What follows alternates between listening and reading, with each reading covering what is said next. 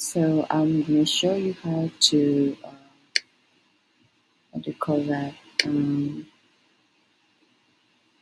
This is to review and return student submission. And what you do is go to classwork and then just see who has submitted here. And you can see the submission via BookWidget. And you can see here, this is a PDF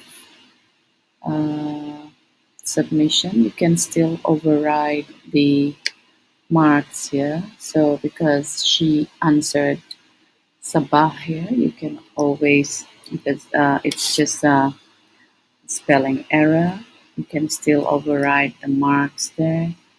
And then you can enter a comment here like, please check the spelling.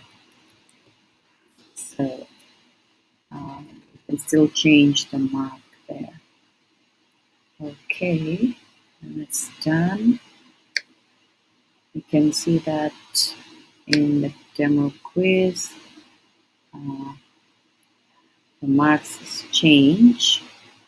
And then now you can return the student submission, return it to her. And then I will go to my students. Right, when you see the returned answer, the returned quiz, you can see my mark here, and then you can open it also from Google Classroom. And you can see the work that is already marked and graded.